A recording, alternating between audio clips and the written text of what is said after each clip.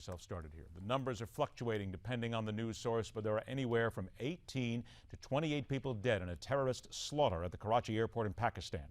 Are American airports as safe as we're led to believe? And what does this say as a warning to anyone traveling outside the confines of the United States? Plus, we have another interesting note on Edward Snowden and his adopted home, and a little bit more. Joining us now in Midpoint, Ryan Mauro, national security analyst with the Clarion Project. Pleasure to welcome you to Midpoint, Ryan. Thanks so much for joining us today. Thanks for having me. Let's start right out there with what's happened in Pakistan, simply because I actually had a couple of friends contact me this morning and they said, we travel constantly. We're always around the world. They're more concerned now than ever before about their own safety. And then it wasn't until someone brought up the point, they said, are we really as safe in American airports as we are led to believe? And I thought that's a good place to start. What's your opinion? I don't think we are, and the reason that there hasn't been such a attack like we just saw in Karachi here in the United States really just has to do with logistical reasons for the terrorists and coordination. The U.S. is able to pick up a lot of intelligence, and so when the terrorists start planning their travel across the seas and they start putting in the logistics for an attack, that's when we're able to stop them. But the reality is that as time goes on, as the ideology grows and more people belong to that ideology, it just becomes impossible to stop everyone that's trying to carry out an attack. So this is a threat that's going to increase in the future because it's simply a matter of mathematics. And is it simply just a matter of opportunity more than anything else? Because let's face it, especially when it comes down to airports around the world, American airports are, for the most part, very secure. There is a good level of security there. And certainly when we go into places like Heathrow and others, de Gaulle Airport, pretty good security. But when you start traveling in certain areas of the world, Pakistan for one, in a sense, Ryan, isn't it terrible to say, but you kind of take your life in your own hands sometimes if you put your life in the hands of that security? Well, I think you can make that argument whenever you travel somewhere. But I think that part of the reason you see these attacks happening more in places like Pakistan is exactly what you said. It's just about opportunity. The networks are located there. It's easier to put together an attack. There's less time to intercept it. But as time goes on, those opportunities are going to become increasingly available to terrorists here. And it's much more difficult to hijack an airliner and to do things like that. But how do you stop someone that just shows up to the outside of an airport with a bunch of guns and bombs and just starts shooting people? At what point do you just say, okay, we're going to tolerate this threat and recognize as being part of our freedoms? And then at what point do you say, okay, we'll just keep expanding the walls out further and further? And it's a very difficult question because there's always going to be that point where crowds go to a destination like an airport and terrorists can say that's where people are congregating and we can start shooting.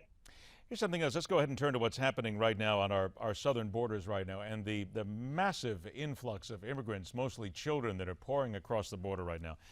And here's something that, again, I always try to talk to a great number of people and get a lot of different opinions. And when I was talking national security with a friend of mine who actually works in law enforcement in the southwestern United States, her opinion to me was, and her comment was, we don't know, they say they're children, but we really don't have a full handle on who is coming over the border and what could be coming over the border in line of terrorism, in line of, I mean, we're not trying to be here and just throw it out here and just try to create some sort of a furor here, but we really don't know who is coming across the borders, correct? Correct. There's no way that you can monitor that flow of people. It doesn't matter how powerful the CIA is and the border guards and the amount of intelligence you collect. There's just too much information to go through and to analyze to really get a handle on who's coming across the border. But we do know that Hezbollah has teamed up with Mexican drug traffickers. We know Mexican drug traffickers have teamed up with the FARC terrorist group that's based in Colombia and backed by Venezuela. And so you have all sorts of different groups that are cooperating with the Mexican drug traffickers. And to relate this to what happened with the prisoner swap, think about the message that we sent, which is that if you kidnap Americans, you can potentially be rewarded. And that's not a message that's just sent to the Taliban and to Al-Qaeda. That's sent to all sorts of non-state actors. So if you're a drug cartel or a terrorist group operating in Mexico and you're saying we want prestige and we also want to get some American money, what you're thinking right now is, all right, well, let's kidnap an American, because the U.S. posture now is not just that we negotiate with hostile foreign governments, but we negotiate with hostile non-state actors with basically collections of groups of thugs. Ryan, is there chatter out there? And again, we always talk to this when we talk to security analysts. They hear things, the CIA, the NSA, they're always hearing what goes on around the world and they're listening constantly. But from what you're able to glean, is there chatter already out there from the different terrorist groups saying, look what happened, now let's start taking hostages? And again, not trying to be alarmist, but we know certainly there are people who think that way at times. Let's go for it. Is that out there? The Taliban has openly said. In fact, one of the commanders that's now in Qatar said that he's going to go right back to fighting the Americans. And there was an interview with the Taliban commander who was flatly asked, he said, all right, is this going to make you repeat this tactic of kidnapping Americans? And he said, of course it is. I mean, that's the logical conclusion for any terrorist. And on the topic of the border, there's one example that I very often use because virtually nobody knows about this. But in 2010, the authorities arrested a member or an associate of al-Shabaab, which is the al-Qaeda branch in Somalia. And what they found out was that he was running a human smuggling ring, and this one guy had brought over 270 Somalis across the Mexican border into the United States, and the authorities admitted that they didn't know who they were or where they were. So you had an associate of al-Qaeda admitting that he brought in 270 Somalis freely across the Mexican border. It's amazing that with that type of activity happening, that there hasn't been a major attack on American soil. Okay, let's quantify a little bit here because you mentioned al-Shabaab, you also mentioned Hezbollah a little bit earlier. And again, this is a guess. But how many radical elements can you say that truly have the ability, the money, the wherewithal, the people who could actually do something right across the border from the United States, launch some sort of a terrorist attack? How many of them are sitting in Mexico? I mean, are we talking about dozens of groups, hundreds of groups that are there that are well funded and ready to go, or is it just a few? It's just a few, but they're very powerful. I mean, there's a huge amount of drug cartels. We already know that. And they essentially, in terms of how they act like terrorists. But as for the actual groups that are operating in Mexico, we know it's the FARC. That's a very powerful group in Colombia. We know Hezbollah. There has been information indicating that al-Qaeda has looked at the border, the Iranian Revolutionary Guard. So you have a few, but they're very powerful. And as for the groups that have the capability to go to Mexico and come to the United States, it's basically any group that can afford the travel expenses. There's not much stopping them. Something else that catches my attention is when we talk about all the children that are coming over the southern border right now into the United States. Is this a dodge?